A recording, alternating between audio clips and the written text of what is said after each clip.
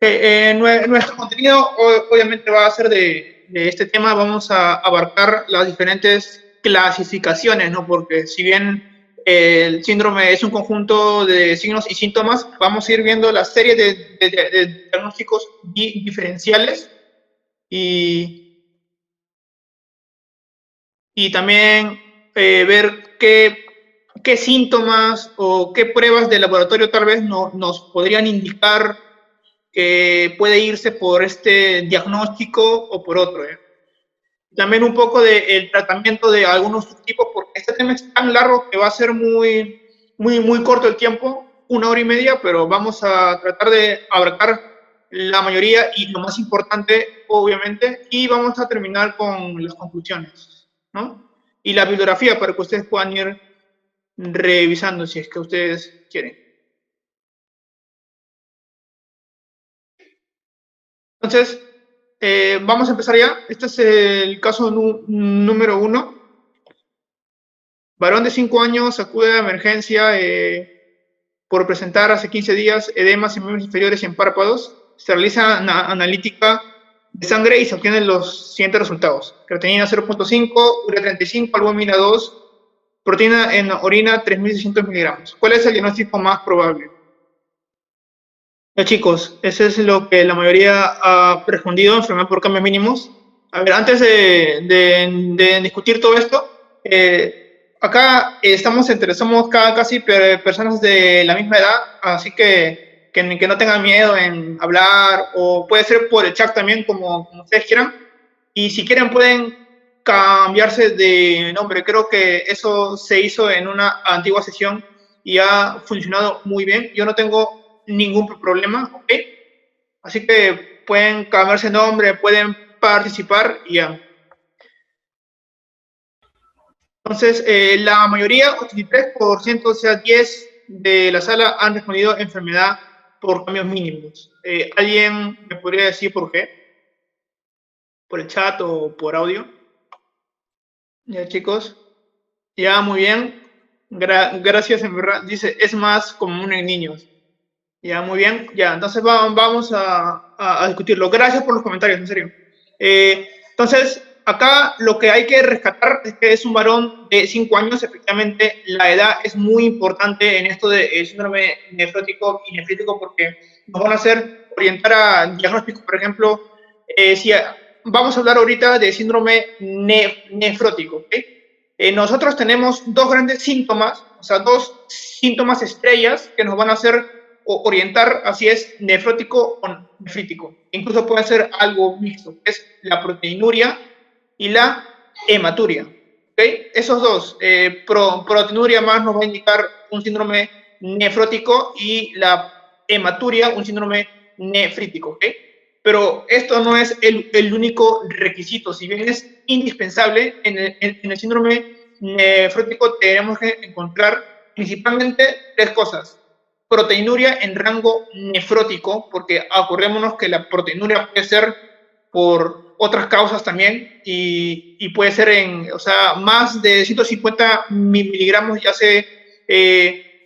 es una proteinuria. Incluso hay casos de proteinuria aislada que ya lo voy a explicar más adelante en el algoritmo que tenemos en una diapositiva, ¿no? Pero la proteinuria en rango nefrótico tiene que ser más de 3.500 gramos o 3.5 gramos, ¿no? En una proteína en orina de 24 horas, que es como que la prueba de laboratorio que se toma para saber que la proteinuria está en rango nefrótico. Este es un requisito indispensable. El otro es que sea hipoalbuminemia, o sea, la proteína que se pierda sea principalmente albúmina. Y esto, ¿por qué? Por ejemplo, tenemos un diagnóstico diferencial muy importante, que ya lo van a ver más adelante, es el mieloma múltiple. Este se caracteriza también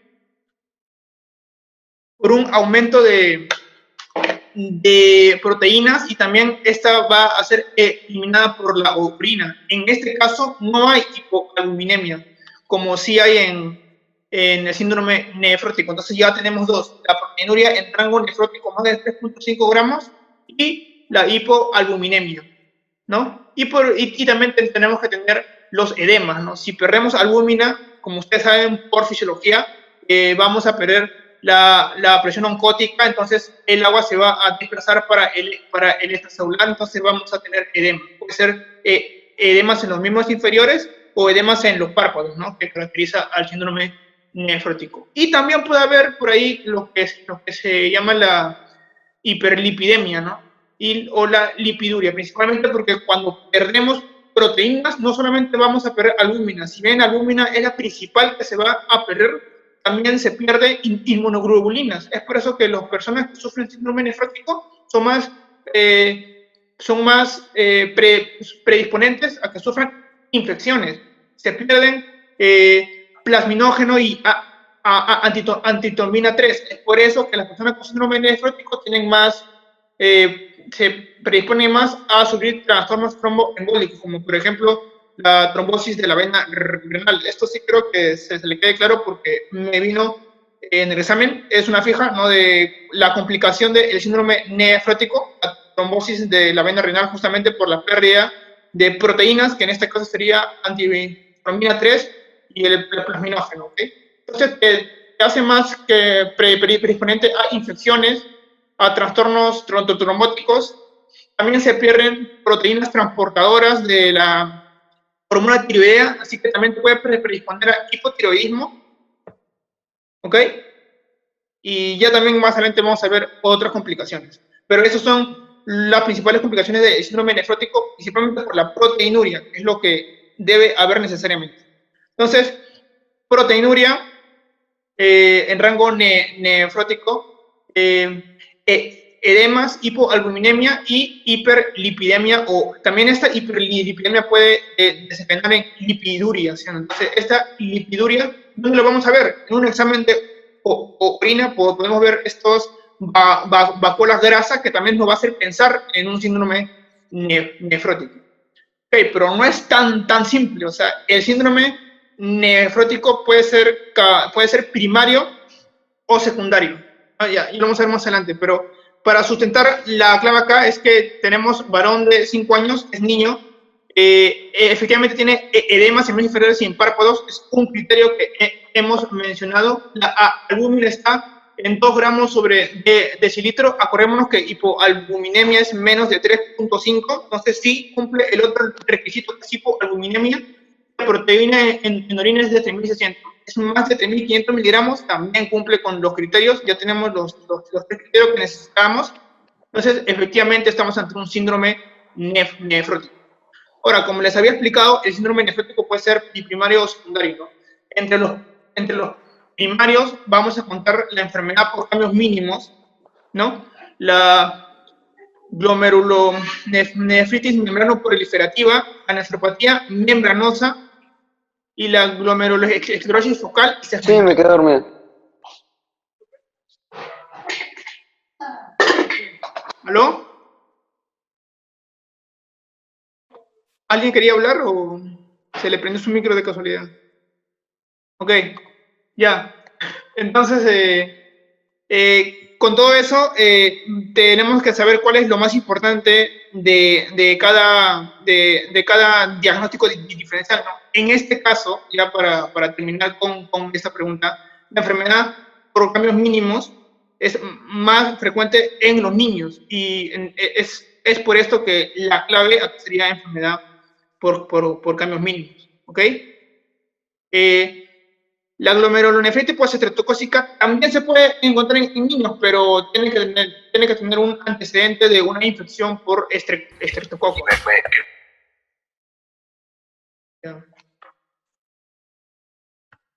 Entonces, la clave aquí es enfermedad por cambios mínimos. Ahora, acá tenemos un algoritmo que lo saqué del estudio bien interesante. Como les dije, los síntomas estrellas es la hematuria y la proteinuria, ¿sí o no? Ahora, vamos a preguntar luego de eso, que ya lo vamos a orientar como si síndrome nefrótico o nefrítico o ambos, porque puede ser mixto también. Preguntamos, ¿tiene el paciente una hematuria glomerular? ¿Qué es hematuria glomerular? ¿Alguien me puede responder por el chat o por audio qué es hematuria glomerular? ¿O por qué se caracteriza y con qué se diferencia principalmente?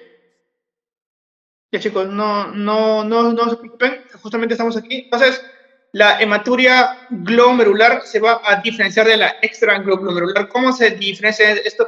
La hematuria glomerular se caracteriza por tener hematíes dismórficos, ¿no? Y en cambio, la hematuria extraglomerular no lo tiene. A ver, me puede preguntar, me puede decir algunos ejemplos de hematuria glomerular y extraglomerular. Claro, la hematuria glomerular es la que encontramos justamente en este tema, en el síndrome nefrítico. La extraglomerular, por ejemplo, la que tenemos en las infecciones urinarias, son hematuras extraglomerulares. Por ejemplo, las que encontramos en una litiasis renal son hematuras extraglomerulares. ¿Ok? Entonces, cuando vamos a ver hematíes, o sea, aumento de hematíes en orina, tiene que ser hematíes dismórficos, ¿no? Para que sean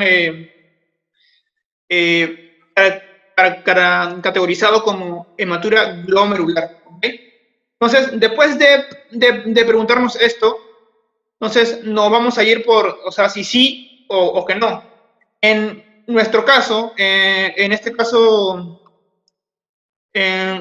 caso no había hematuria, solo había proteinuria. Entonces, nos vamos para el lado de derecho, ¿no? No tenemos hematuria glomerular. Ahora, nos preguntamos, ¿la proteinura consiste predominantemente en albuminuria? Como les dije, para que sea síndrome nefrótico, la proteína principalmente que se tiene que perder es la albúmina, ¿ok? Si no, ahí miren, están viendo la diapositiva, si no es albuminuria predominantemente, podemos estar hablando de un mieloma múltiple. Es por eso que el examen característico para mieloma múltiple es una electroforesis con inmunofijación para ver las cadenas gamma. Eso lo van a aprender luego, no se preocupen, pero es importante que sepan que la principal proteína que se pierde es la albúmina. Eso es muy importante. Entonces, en nuestro caso, tenemos hipoalbuminemia, ¿no? Porque es menos de 3.5. Entonces, sí. Entonces, ahora nos vamos al lado de derecho otra vez, porque no pensamos en mieloma múltiple, lo principal que se pierde es la albúmina.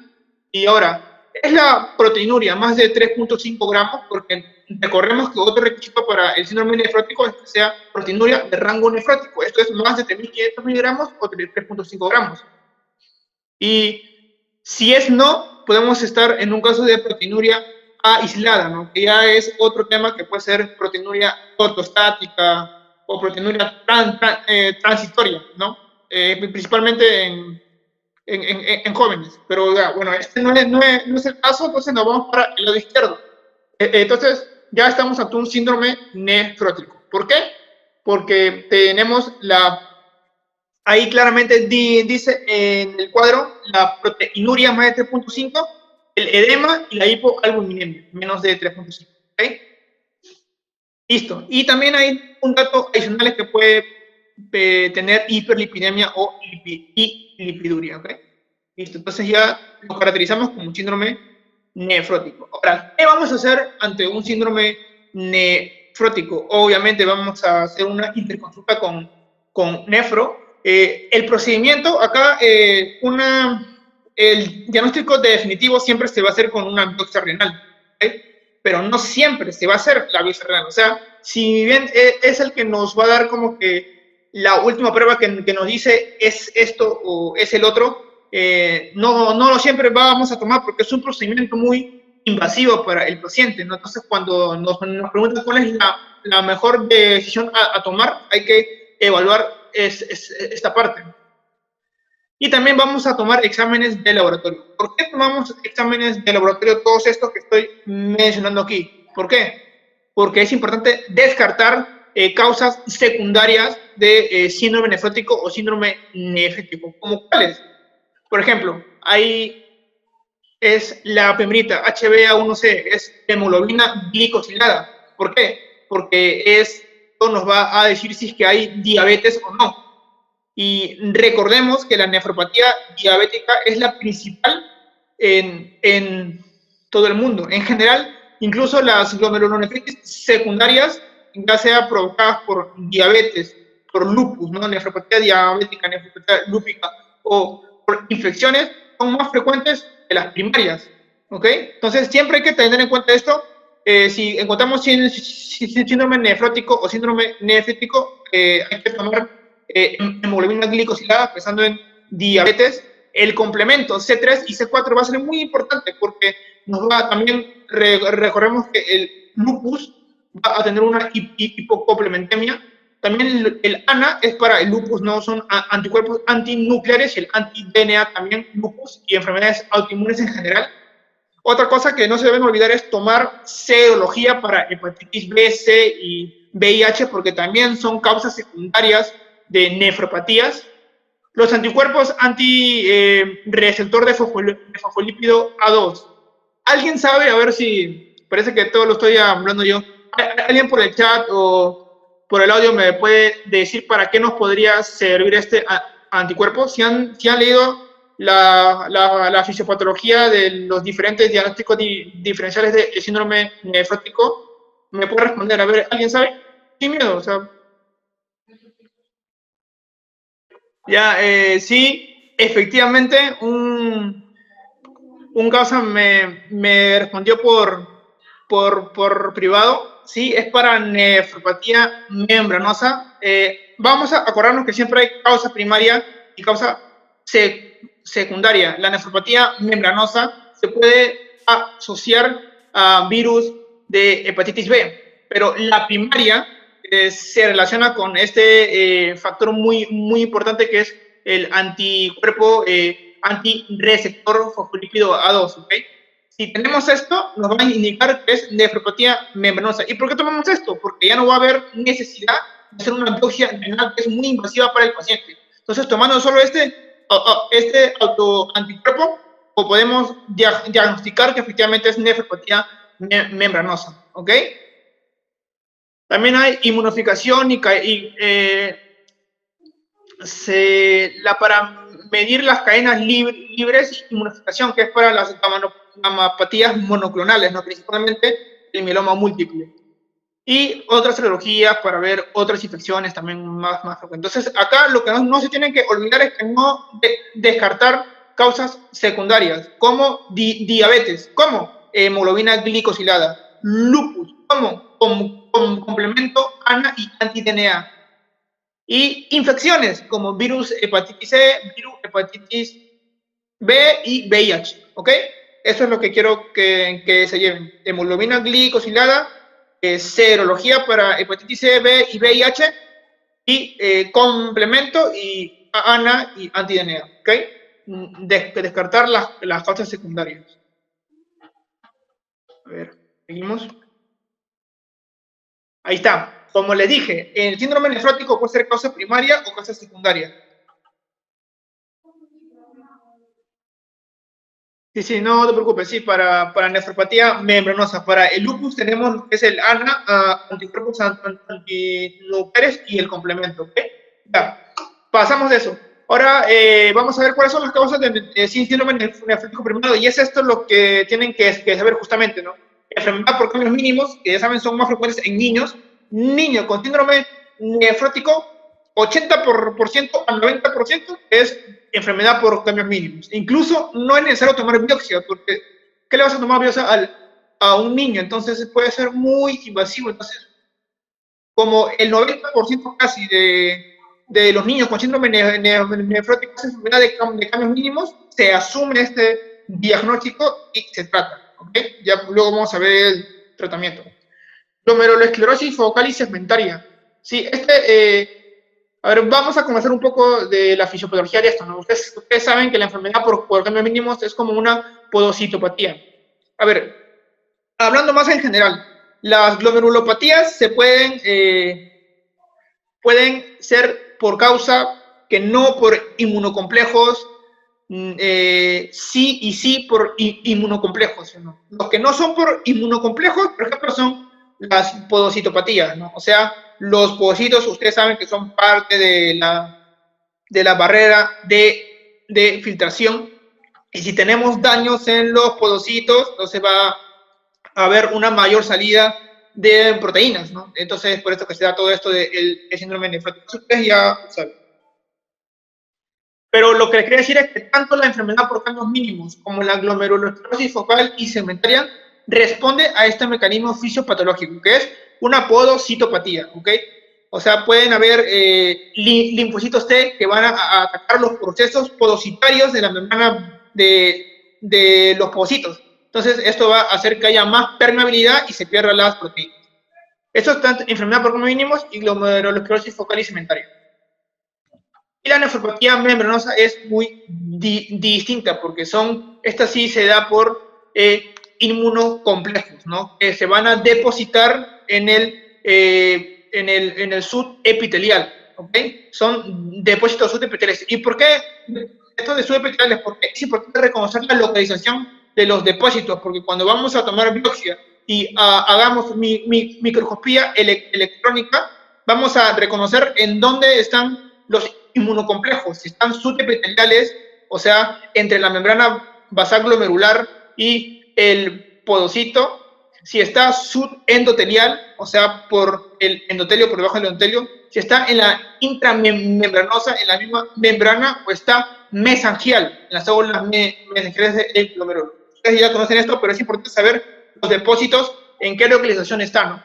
En caso de la nefropatía membranosa, el depósito es subepitelial, o sea, entre la membrana basal glomerular y los podocitos. Ya. Y la glomerulonefritis membranoproliferativa. Si ustedes se dan cuenta, al final tiene un asterisco. ¿Por qué? Porque esta más frecuentemente se va a presentar como un síndrome mixto de un fenotipo nefrítico, o sea, va a tener proteinuria, edemas, hematuria, hipertensión, ¿no? O sea, más se presenta como un síndrome mixto. Y vamos a ver que se va a dividir en tipo 1, tipo 2, tipo 3, ya luego ya lo vamos a ver. Ok, ya, siguiente.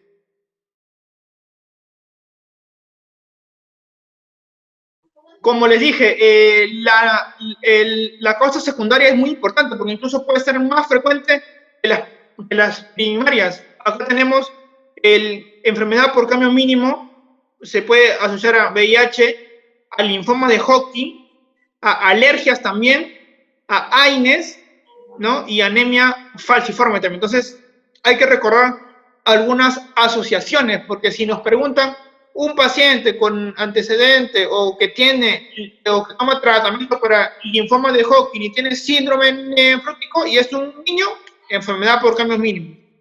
O también puede ser aquí se dice glomerulosclerosis focal y cementaria, porque como les dije, es el mismo mecanismo fisiopatológico, solamente que por cambios mínimos en la microscopía óptica, por ejemplo, no vemos nada se ve. En cambio, en la glomerulosclerosis focal y cementaria, ¿por qué se llama focal y cementaria? Se llama focal porque solo afecta a menos del 50% de los glomérulos, y segmentaria porque va a afectar a una parte del ovillo glomerular. ¿Okay? Entonces, esas son las diferencias, pero presentan el mismo mecanismo fisiopatológico, que es por podocitopatía. El VIH se asocia más a la glomerulosclerosis focal y cementaria. Es muy importante porque el VIH te va a dar una variante colapsante, que más se encuentra en los negros, ¿ok? ¿Verdad? Esto de la raza también es muy importante porque la glomerulosclerosis focal y cementaria se encuentra más en los negros, en los afroamericanos, mientras que la nefropatía membranosa se encuentra más en los caucásicos, en los blancos, ¿ok? Esto también me recuerdo que vino en un paso. Entonces, les está explicando que la VIH nos da la peor forma de glomerulosclerosis focal y cementaria. Es la variante colapsante que tiende a derivar en un trasplante renal. Entonces, no se olvide de la asociación de VIH con glomerulosclerosis focal y cementaria.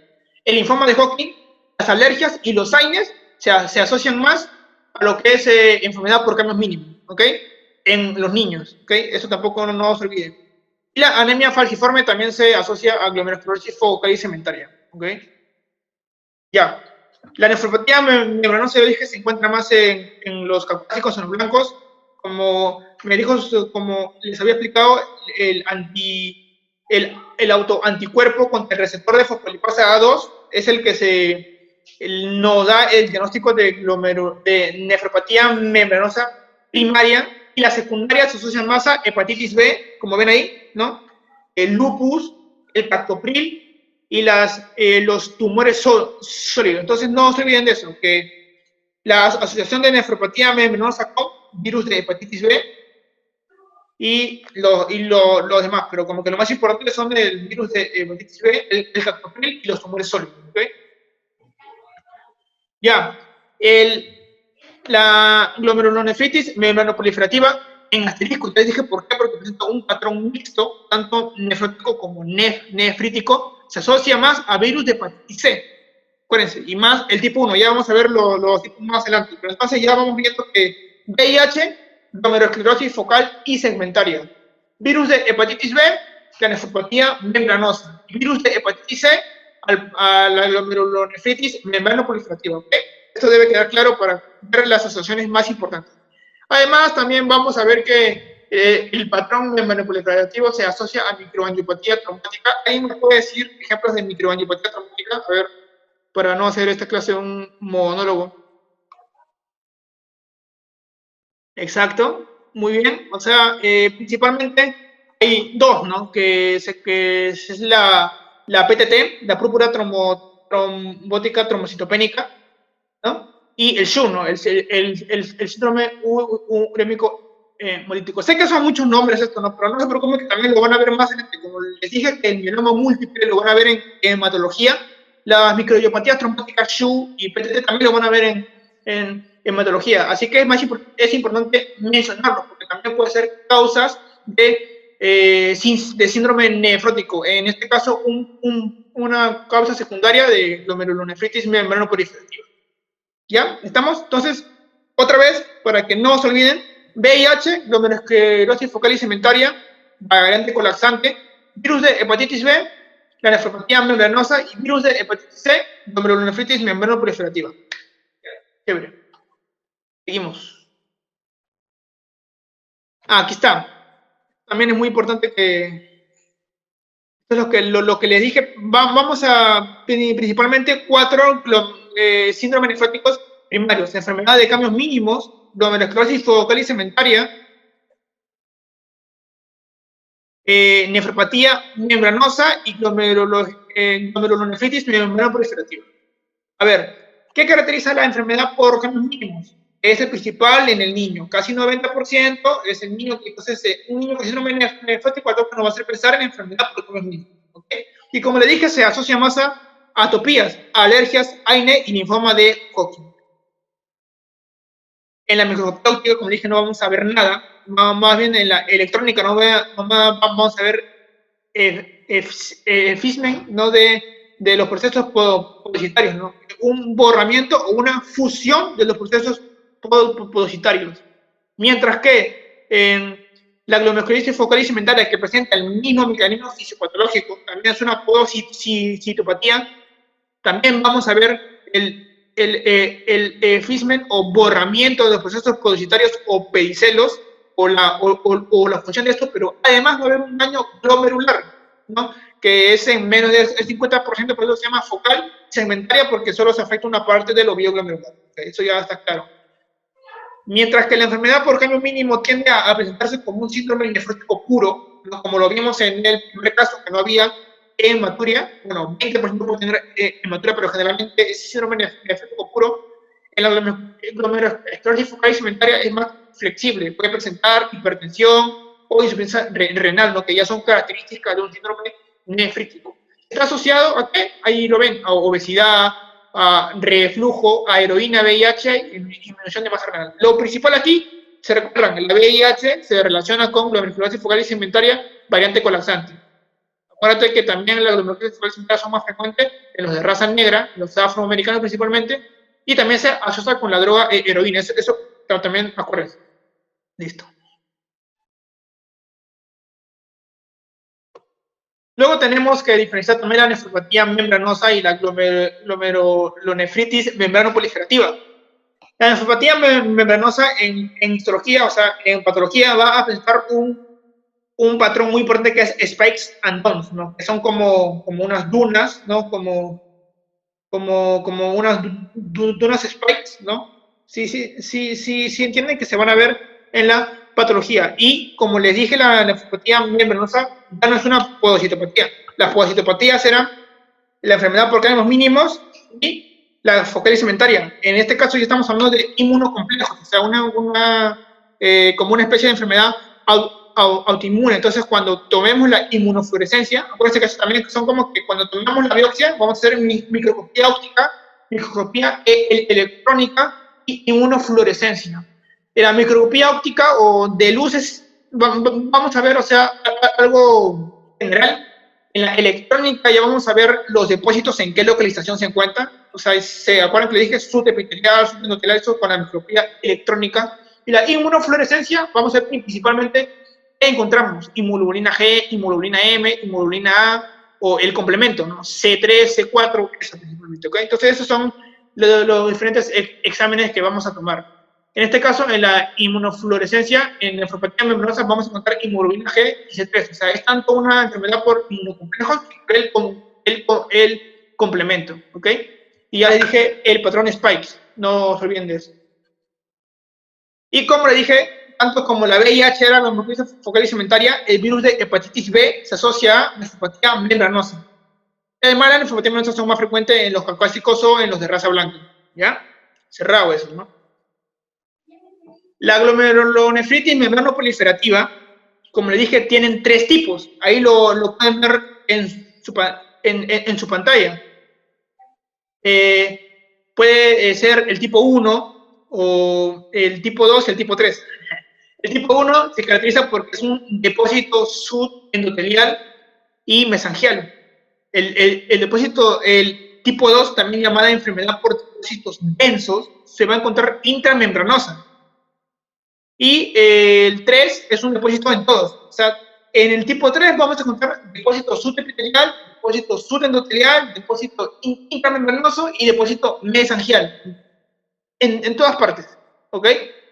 ¿Qué va a diferenciar tipo 1, tipo 2, tipo 3? O sea, le quisiera explicar ahora, pero más adelante ya lo vamos a ver también. No se preocupen. ¿Ya? Y acuérdense, virus de hepatitis C, glomerulonefritis membranoproliferativa. Así que la última vez que lo voy a repetir para que no se olviden. VIH, glomerulonefritis focal cementaria, virus de hepatitis B, nefropatía membranosa, y virus de hepatitis C, glomerulonefritis membranoproliferativa, principalmente la tipo 1. ¿Ok? Ya. Allá, si vamos a explicar un poco, porque para saber qué significa las letras que es ahí, es cuando el SN impuro significa síndrome nefrótico impuro, o sea, va a ser como les expliqué, un fenotipo nefrótico nefrítico, o sea, va a ser mixto, ¿ok? Abajo dice enfermedad por depósitos densos, SLD, que es el glomerulonefritis membranoproliferativa tipo 2, la de enfermedad por depósitos densos, dice alteración al VA, ¿no? Que significa alteración de la vía alterna, ¿ok? Bueno, es que lo que pasa es que la fisiopatología de la glomerulonefritis membranoproliferativa se da por un factor nefrítico que va a estabilizar la C3 convertasa. ¿Y qué es la C3 convertasa? Es la que va a actuar en la vía del complemento para descomponer el C3 en C3A y en C3B. Creo que ya vamos recordando todo eso. Entonces, ¿qué pasa si yo... Generalmente esta C3 convertasa vive por un tiempo y luego se degrada. Pero si el factor nefrítico, que es característico de la glomerulonefritis membranoproliferativa, se une al C3, lo estabiliza, y al estabilizarlo hay una mayor actuación del complemento para degradar el C3 y convertirlo en C3A y C3B. Es por eso que en la glomerulonefritis membranoproliferativa vamos a encontrar hipocomplementemia de C3, porque como la C3 convertasa está actuando por más tiempo, se degrada y la C3 baja. Ya, ahí está la pregunta 2. A ver, la mayoría marcó prednisona oral, ¿no? Pero también hay que contestar una biopsia renal y observación. Ya, en realidad la respuesta es prednisona oral. Vamos a ver por qué. Ya, aquí está. Cuando nosotros tratamos un síndrome nefrótico, el tratamiento general va a ser la dieta hiposódica normoproteica baja en grasa. ¿Por qué? Porque acordémonos que a veces puede haber asociado una hipertensión. ¿no? No sé si se recuerdan de la teoría, creo que los edemas del síndrome nefrótico puede ser de dos tipos, ¿no? O sea, puede ser por la activación del sistema renina-angiotensina, la retención hídrica, o por la presión oncótica, que va a dejar que el agua se pase al extracelular. Entonces, vamos por esa razón, si el edema es por la primera causa que dije, por la sistema renal aldosterona, entonces vamos a tener que dar una dieta hiposódica, poco sodio, normoproteica, porque la proteína que ya está, o sea, mantenerla ahí, y baja en grasa por la hiperlipidemia, si no comentamos en el síndrome nefrótico. Entonces, al final, tiene sentido lo que estamos hablando. Siempre hay que darle una explicación a lo que estamos viendo, ¿no? En este caso, una dieta hiposódica, normoproteica, baja en grasa. Control de la presión arterial, por lo que ya le dije, no por la primera teoría de cómo se producen los edemas, antiproteinúricos, que son principalmente los bloqueadores del sistema renina-angiotensina-aldosterona, que pueden ser YECAS o ARA2, ¿ok? YECAS, por ejemplo, en la piel, es preferible no utilizar captopril porque acuérdense que el captopril se asociaba a uno de los síndromes nefróticos que hemos explicado, ¿sí o no? Además, el captopril también puede disminuir la tasa de excitación tubular, así que mejor evitemos el captopril y utilicemos otros YECAS y ARA2. Los corticoides, como la prednisona o metilprednisolona, ¿no? Prednisona oral o metilprednisolona intravenosa. Inmunosupresores, como ciclofenina, ciclofosfamida, micofenolato. O sea, no estoy diciendo que vamos a dar todos estos juntos. Primero tenemos que evaluar qué tipo de síndrome nefrótico es y vamos escalando poco a poco. No es que vamos a dar todo esto juntos. Y las estatinas, atorvastatina, a veces ya la hiperlipidemia es importante, o sea, ya es relevante, o sea, es muy alta, tenemos que dar estatinas para bajar esto, no como la atorvastatina. Ok, ahora, ¿cómo vamos a tratar la enfermedad por cambios mínimos en niños? Como he dicho, la dieta primero, y como les había explicado, 90% de los niños que tienen síndrome nefrótico es enfermedad por cambios mínimos, no es necesario una biopsia, chicos. O sea, o sea, si piensan en enfermedad por cambios mínimos, no tomen biopsia, ¿ok? Eso lo que quiero que se lleven, ¿no? Porque había algunos que marcaron biopsia. La enfermedad por cambios mínimos, ¿no? Y ya asumieron ese diagnóstico, no tomen biopsia, ¿ok? Y se empieza con el tratamiento, que es la prednisona oral, 2 miligramos por kilogramo, ¿ok? Y no pasarse de 60, que puede ser muy tóxico. Ya. Ahora, ¿por qué una clave decía observación? Que sí puede ser válida. Lo que pasa es que, como dice en la diapo, 5% de los niños van a tener una resolución espontánea de 1 a 2 semanas. O sea, simplemente observándolos, cómo van los síntomas, si es parte del 5%, puede sanarse solo, ¿no? Así, por decirlo así, ¿no? Espontáneamente. Es por eso que a veces algunos doctores prefieren retrasar el tratamiento de los corticoides como que hasta 1 semana como máximo para ver si puede haber resolución espontánea. Pero ¿qué pasa? Que en la pregunta, para que no haya esta confusión, yo puse el paciente después de 15 días. O sea, por X razones, el paciente después de 15 días ha vuelto. Entonces ahí ya sería observación, o sea, tu resolución espontánea ya pasó, o sea, no ha solucionado espontáneamente. Entonces, acá, en este caso, ya hay que darle su permisión oral, 2 miligramos por kilogramo, ¿ok?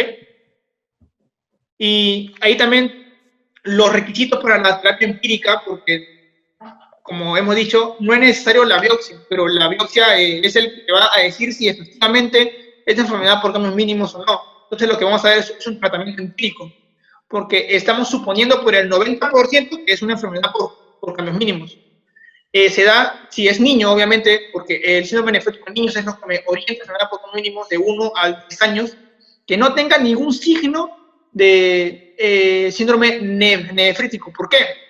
Porque si tienes síndrome nefrítico, ya estaremos pensando en otros diagnósticos. La enfermedad por cambios mínimos principalmente se presenta como un síndrome nefrótico puro. Entonces, otro requisito para el tratamiento clínico es que no tenga hipertensión, hematuria, ni elevación de creatinina, que me indica que hay una falla de filtración, ¿ok? Que no tenga algún signo de síndrome nefrítico. El complemento esté normal, porque esta es otra característica de la enfermedad por cambios mínimos. Si hay hipocomplementemia, me orienta a otro diagnóstico, ¿no? Como glomerulopatía glomeruloproliferativa, etcétera, otro, pero no enfermedad por cambios mínimos. Y síntomas extrarrenales, erupción malar o púrpura. Eso también es muy importante porque también las vasculitis, como no sé si han escuchado la púrpura de Schnott-Schönlein, es también muy frecuente en los niños y puede darte un daño renal también, pero más como síndrome nefrítico. Pero igual hay que tenerlo en cuenta para dar este tratamiento clínico con prednisona. ¿Okay? Entonces, puede ser, entonces, en conclusión, el tratamiento de la enfermedad por cambios mínimos no es biopsia. Okay, o sea, no vamos a hacer biopsia para diagnosticarlo porque estamos asumiendo que es enfermedad por cambios mínimos. Podemos hacer observación, esperar 7 días como máximo o darle la prednisona ya. ¿Ok? Ya, chicos, pregunta 3. Ah, interesante. Han marcado empate la biopsia con corticoresistente se añade ciclosporina. Y hay un 21% que dice iniciar tratamiento inmunosupresor. Es muy interesante, esta pregunta está muy discutida. A ver, vamos a verlo. Ya, la respuesta es continuar corticoterapia hasta completar 4 semanas. ¿Por qué? Vamos a ver. Dice que 15 días después del tratamiento con corticoides, el niño continúa con edema generalizado y proteinuria en rango nefrótico. O sea, a pesar que le he dado corticoides y durante tus 15 días lo reevalúas otra vez, el niño sigue presentando los síntomas de síndrome nefrótico. Entonces, ¿cuál es la siguiente conducta? Vamos a explicarlo. Siempre para evaluar nosotros la respuesta del corticoide, vamos a esperar 4 semanas, ¿ok? Eso también tienen que llevárselo a casa. El tratamiento por enfermedad de cambios mínimos es el corticoide prednisona oral 2 miligramos por kilogramos durante 4 semanas. A las 4 semanas le evaluamos su respuesta. ¿Por qué? ¿Cuál 4 semanas? Porque hay estudios que dicen que el 90% de los niños van a responder en 4 semanas. Solo el 10% responden de 4 a 6 semanas. Así que pueden esperar, si son como que optimistas, hasta 6 o 8 semanas para ver si puede resolver con prednisona. Pero generalmente, por norma, sí sé que son 4 semanas para ver si hay respuesta al corticoide. ¿Ok? 4 semanas. Ya. Ahora, ¿qué pasa si después de las 4 semanas, o sea, no pasa nada? ¿Qué pasa si después de eso? Entonces, vamos a administrar 3 puchos de metilprednisolona intravenosa cada día. Así, 1 semana. Y si a pesar de eso no responde, o sea, sigue con la proteinuria y con los edemas, entonces ya estamos ante un córtico resistente. Ya se procede a tomar biopsia porque se piensa que puede ser otra patología. ¿Ok? Entonces, tratamiento para enfermedad por cambios mínimos es prednisona o corticoide vía oral 2 miligramos por kilogramos durante 4 semanas. A las 4 semanas vemos la respuesta del corticoide. Si sí responde, o sea, ya no hay proteinuria, ¿no? O sea, no hay prácticamente o es escasa, continuamos durante un mes, luego vamos alternando y vamos bajando poco a poco, ¿no? Acuérdense que el corticoides tenemos que bajarlo poco a poco, porque si lo bajamos de una, puede ser muy peligroso, se desescala, ¿ok? Y si no hay remisión por 4 semanas, metilprednisolona cada día por 1 semana, y si no, es córtico resistente, ¿ok? Y recién ahí se procede a biopsia renal, ¿ok? ¿Ya? Así que los que marcaron biopsia todavía hay que esperar 4 semanas, ¿ya? De ahí 1 semana más con metilprednisolona, ¿no? Y el tratamiento inmunosupresor se daría ya cuando hacemos biopsia y vemos que es enfermedad por cambios mínimos y es córtico resistente, entonces ya damos el tratamiento inmunosupresor, ¿no? Con ciclosporina, ¿no? Con ciclofosfamida, o si no responde a los dos, el micofenolato, ¿no? Que son tratamientos inmunosupresores. Chicos, el caso 2. Ok, acá me sale que han votado 13 y la mayoría ha marcado glomerulonefritis post-estreptocócica. Ahora sí, entonces estamos ante un varón de 8 años, acuérdense que la edad es muy importante en esto del síndrome nefrótico. Síndrome nefrítico tiene fiebre, tos productiva, dolor de garganta, disfonía y cefalea. ¿Eso qué nos indica? Que ha tenido un antecedente de infección respiratoria. Ahora, vamos, estamos en síndrome nefrítico. Puede haber, como el síndrome nefrótico, les presenté enfermedad por cambios mínimos, nefropatía membranosa, glomerulonefritis membranoproliferativa, ¿no? Y la enfermedad glomerulosclerosis focal cementaria. El síndrome nefrítico también tiene otras 4 causas principales, que son la glomerulonefritis postestreptocócica, que es luego de una infección respiratoria, ¿no? Como una faringitis estreptocócica, o luego de una infección cutánea como el impétigo, que es causado por un estreptococo beta hemolítico grupo A, ¿ok? Eso es principalmente.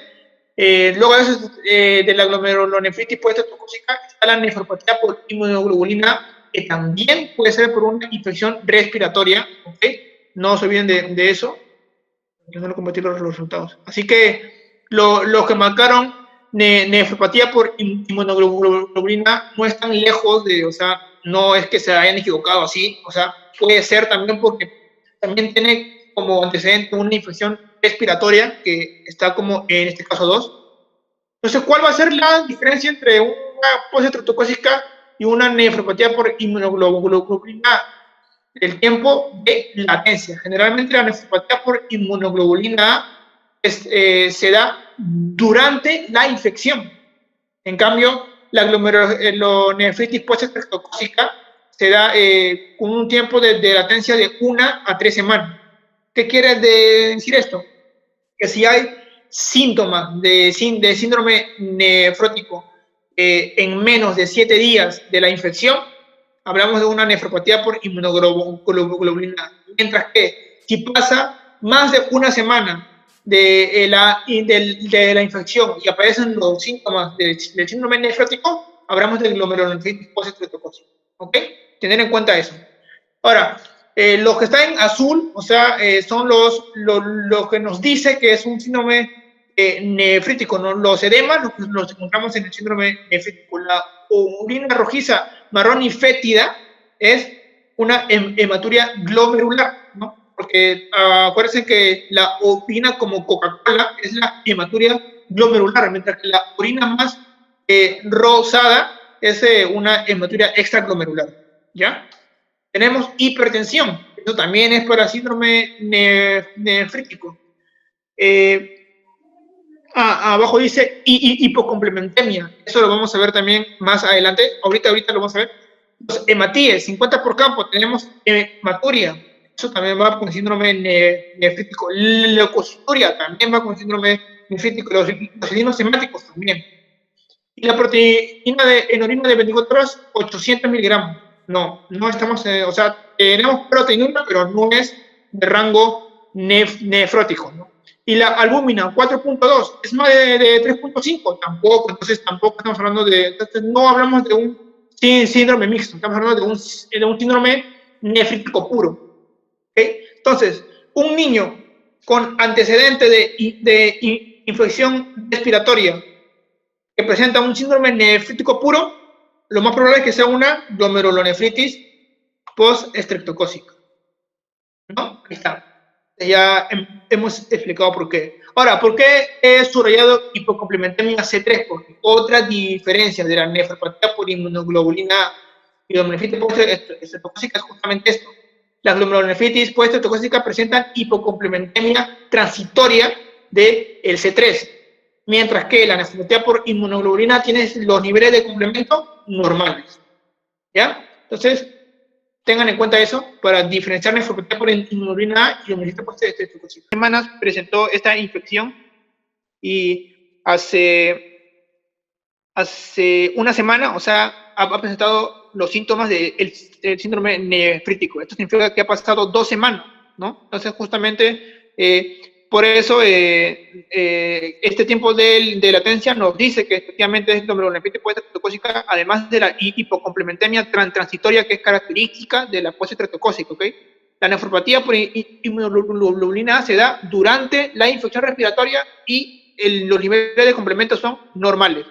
Ya, entonces, como habíamos hecho nuestro famoso algoritmo, nuestros síntomas estrellas van a ser el síndrome nefrótico, no, diré la proteinuria y la hematuria, ¿no? Pero ahora luego nos preguntamos si la proteinuria es glomerular. Ahí en la tabla vemos las diferencias entre glomerular y extraglomerular. Como les dije, la glomerular presenta hematíes dismórfico y es una orina en Coca-Cola, ¿no? Media marrón rojiza, mientras que la extraglomerular, como la infección urinaria o la de la litiasis renal, es más rosada y no va a presentar hematíes dismórfico, ¿ok?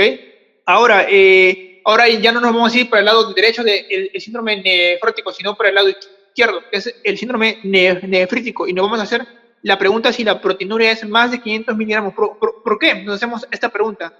Porque cuando diferenciamos de glomerular y extraglomerular, la extraglomerular es la que es menor de 500, mientras que la glomerular tiene una proteinuria mayor de 500 miligramos. ¿Okay? Entonces también nos tenemos que preguntar esto. Ahora, el síndrome nefrítico, como les dije, va a presentar hematuria, hipertensión, ¿no? Y edemas. Y también puede haber una disminución de la tasa de filtración glomerular, ¿no? Esos son los síntomas principales del síndrome nefrítico. ¿Ok? Ya. Entonces también es importante aquí descartar las causas secundarias. Vamos a tomar lo que es el complemento, el ANA y el anti-DNA para ver si es lupus.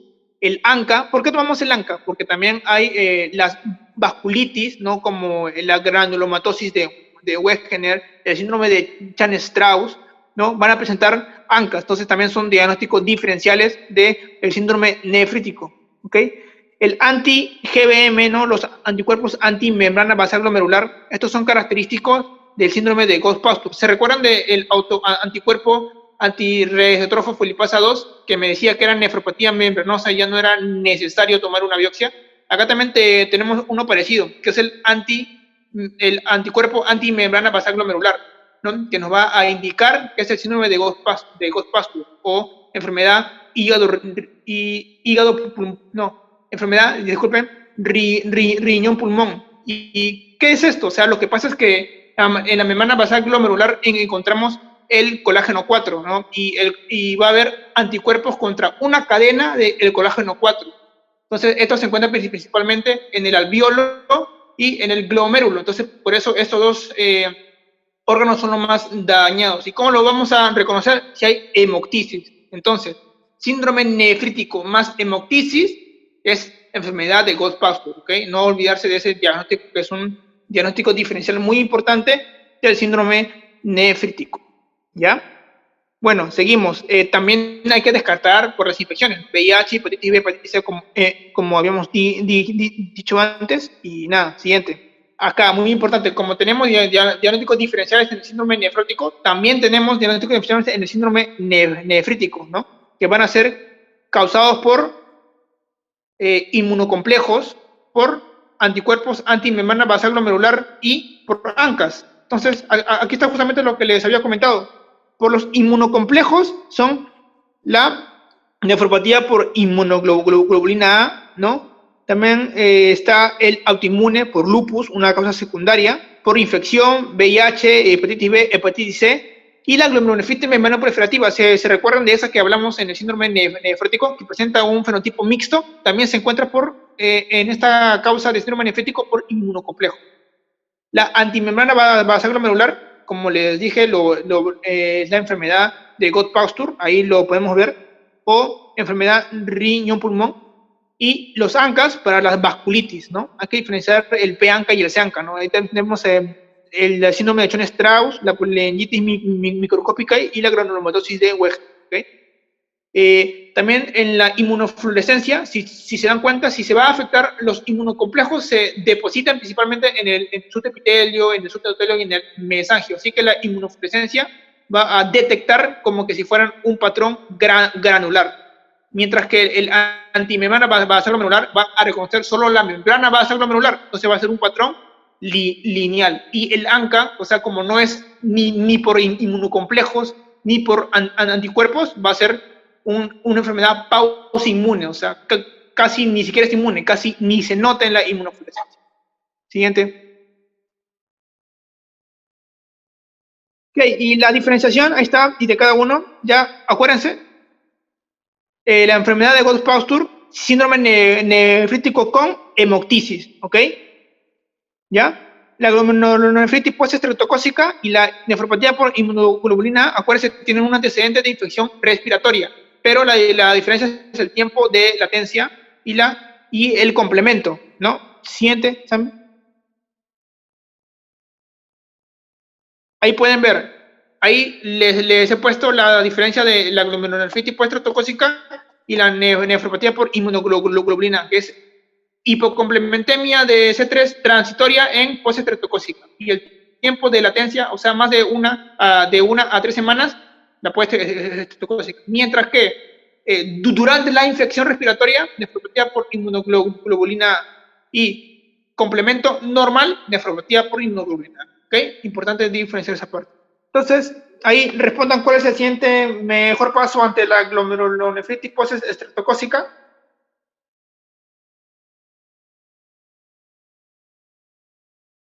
Ok, la mayoría de gente en este caso ha marcado, a ver, prednisona vía oral, 2 miligramos y furosemida. Ok, interesante. Ya, siguiente.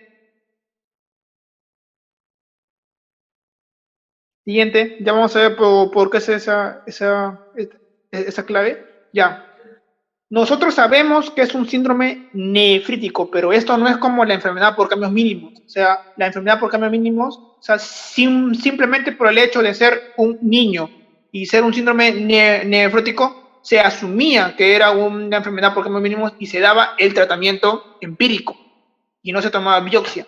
En caso de la glomerulonefritis, pues, estreptocócica, o sea, ya está bien.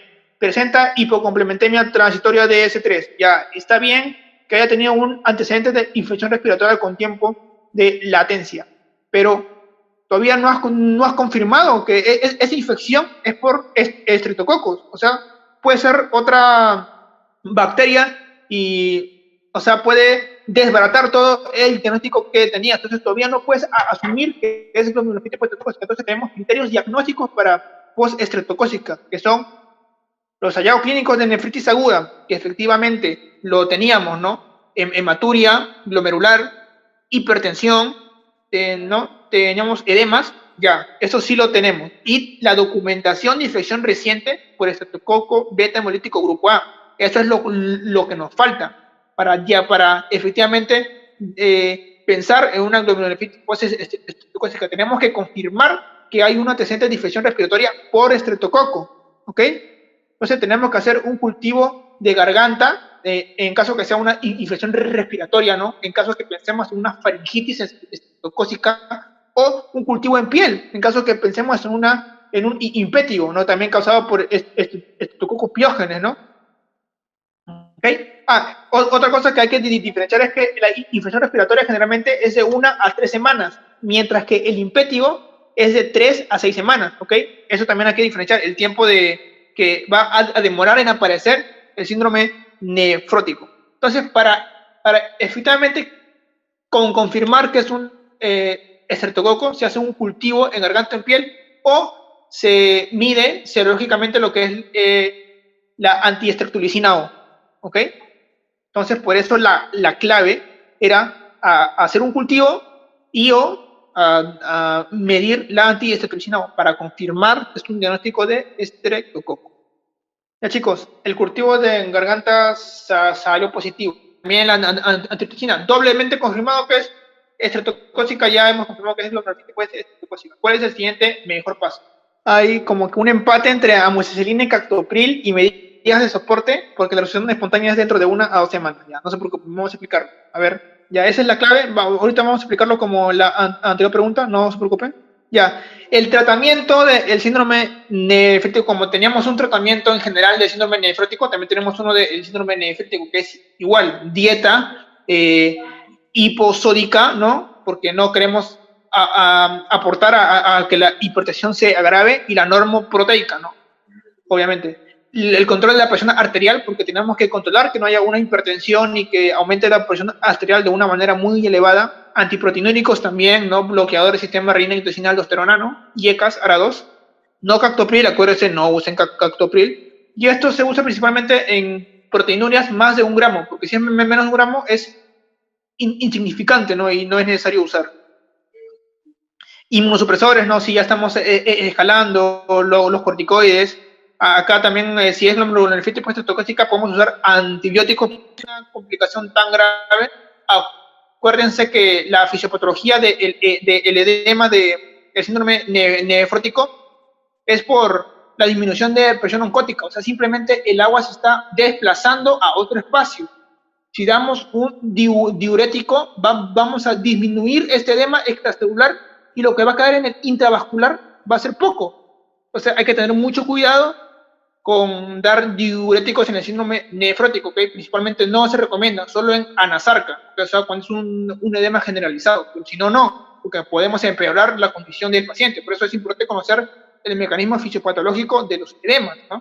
En el caso del síndrome nefrítico es por una retención de sodio y agua, ¿no? Por el sistema de renina, angiotensina, aldosterona, ¿no? Entonces, por eso es importante. En el síndrome nefrítico sí dar diuréticos, en el síndrome nefrítico no, porque la fisiopatología de los edemas es diferente, solo en anasarca.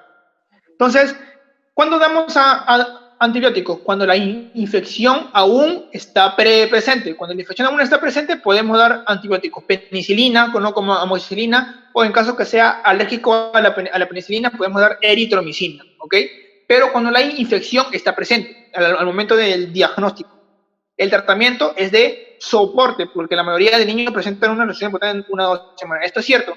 La mayoría, o sea, el tratamiento del síndrome nefrítico, como le dije, va a ser dieta, control de la presión arterial, ¿no? Pero no vamos a dar ningún fármaco. ¿Por qué? Porque la mayoría va a tener una resolución espontánea en 1 a 2 semanas, ¿ok?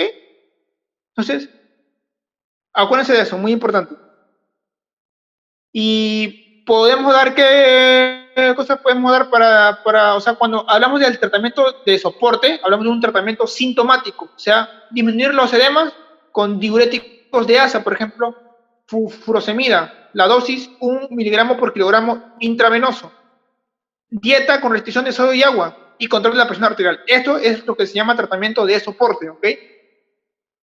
Y cuando se hace biopsia renal, cuando vemos que ya hay insuficiencia renal, que nos orientan a otro diagnóstico, es hipocomplementemia, ¿ok? Más de 1 mes, porque recuérdense que la hipocomplementemia de la pólisis estreptocócica es transitoria.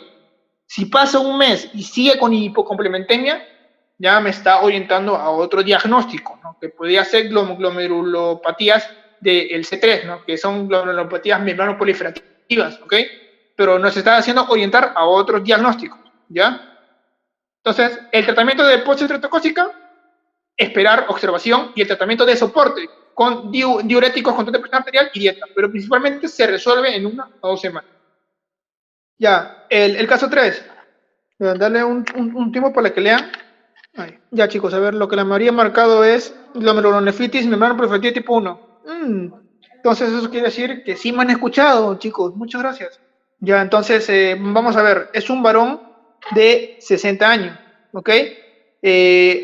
Acude a consulta por hipertensión. Acuérdense, hipertensión nos hace pensar en síndrome nefrítico. Edemas es tanto de nefrótico como nefrítico. Acuérdense de los 2 mecanismos fisiopatológicos, ¿ok? También cuidado con los diuréticos, ver qué fisiopatología es.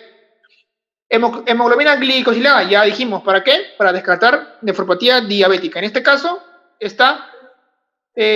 no, ahí me equivoco, chicos, los valores normales son menos de 5.6, ok, disculpen. Entonces, ahí está bien, la hemoglobina glicosilada, menos de 5.6%. El ANA y el anti-DNA, para ver si es nefropatía por lupus, son normales, descartamos lupus, descartamos diabetes.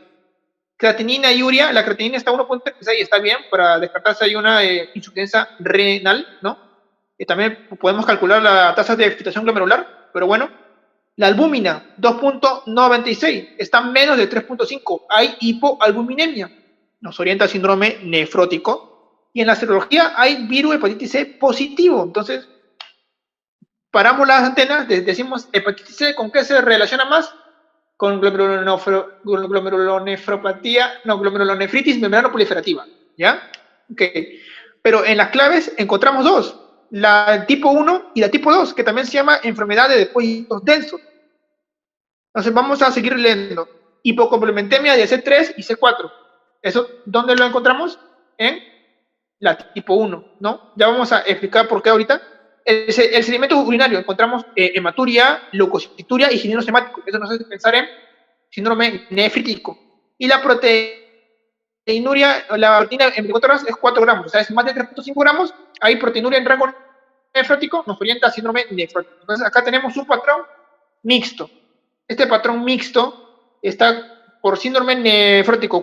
¿Qué nos orienta a síndrome nefrótico? Los edemas, la hipoalbuminemia y la proteinuria en rango nefrótico. Y también tenemos síndrome nefrítico. ¿Qué nos orienta a síndrome nefrítico? La hipertensión, la hematuria, la leucocituria, los cilindros hemáticos, ¿no? Y nos faltaría si hay una falta de filtración, o sea, una oliguria también que puede ser característica del síndrome nefrítico. Pero acá tenemos un patrón mixto y nosotros lo habíamos hablado, el patrón mixto es característico de la glomerulonefritis membranoproliferativa. ¿Okay? Acuérdense que el síndrome nefrítico también se puede llamar glomerulonefritis, ¿ok? Y el síndrome nefrítico es así a secas. Por eso es que la enfermedad por cambios mínimos y la glomerulopatía focal, glomerulosclerosis focal y cementaria no son glomerulonefritis, ¿no? Son propios del síndrome nefrótico. En cambio, la glomerulonefritis membranoproliferativa puede tener, ahí con el nombre te dice que puede tener un patrón de síndrome nefrítico, pero también de síndrome nefrótico. Ahora, ya, entonces, la membranoproliferativa puede ser tipo 1, tipo 2 o tipo 3. La tipo 1 es la llamada TANS track. ¿Qué significa esto? Rieles de tren. O sea, la tipo 1 va a tener una proliferación mesangial y también un depósito endotelial, como lo ven ahí en el mapa conceptual. Mientras que las de depósitos densos va a tener un depósito intramembranoso.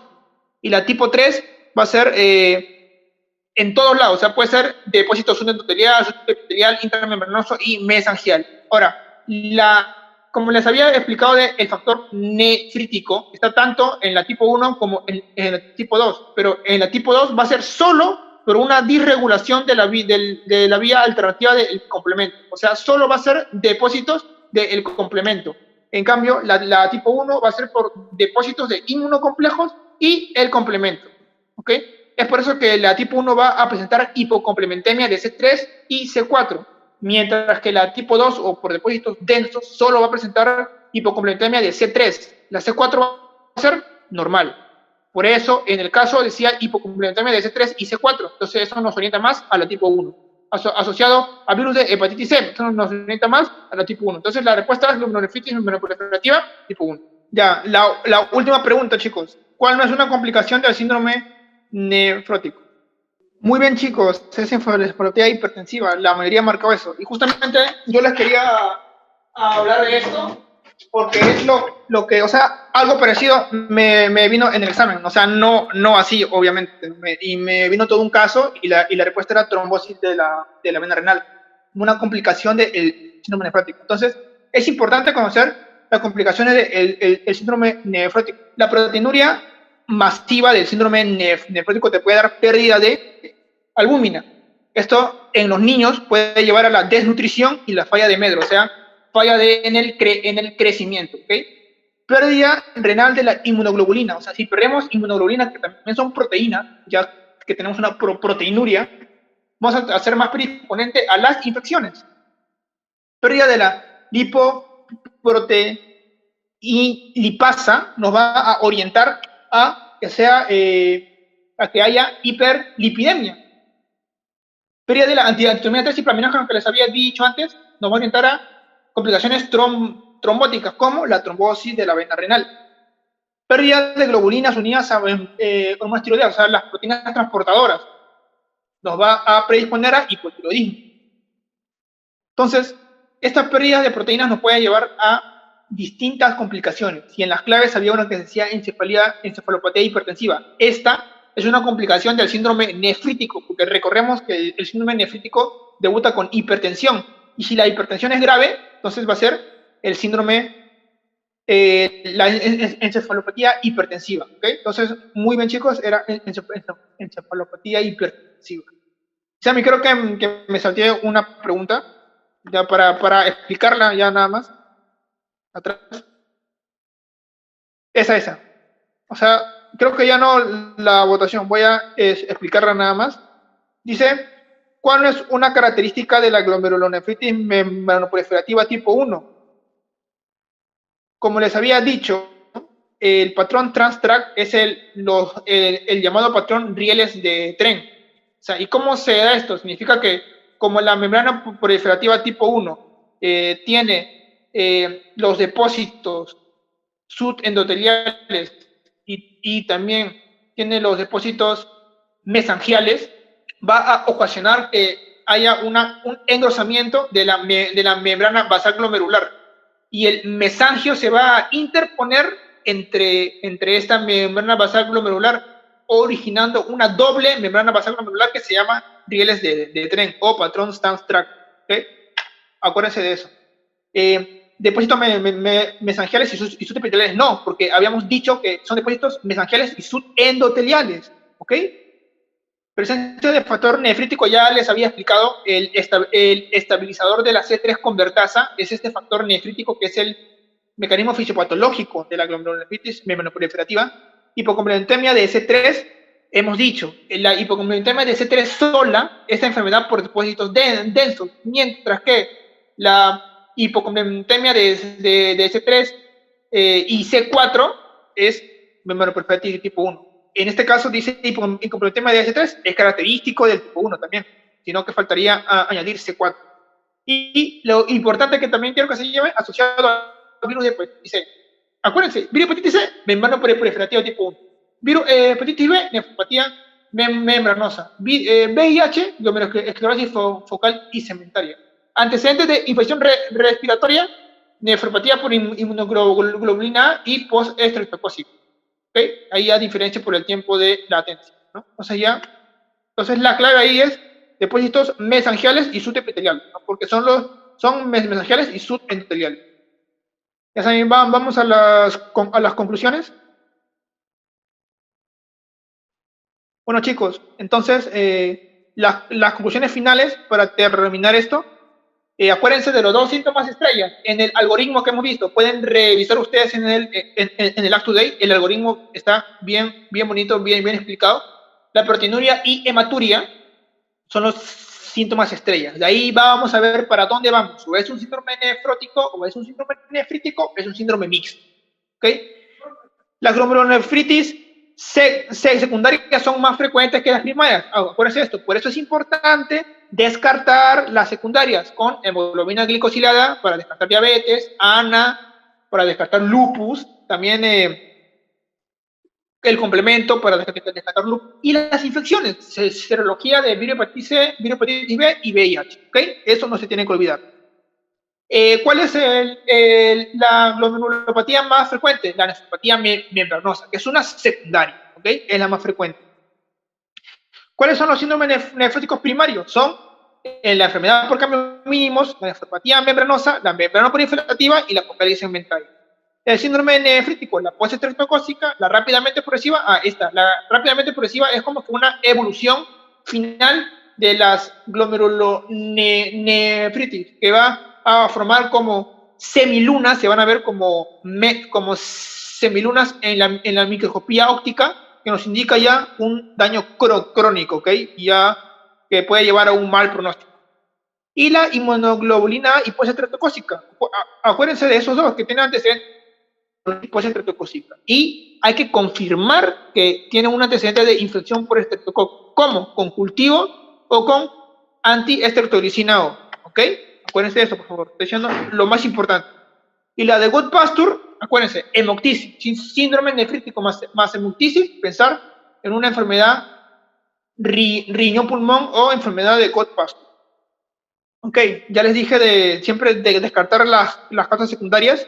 Ahí, la VIH, otra vez, importante esto, se relaciona con focal y segmentaria, que variante colapsante, que es la que termina más en trasplante renal, que tiene un mal pronóstico, y más en la raza negra, en afroamericana.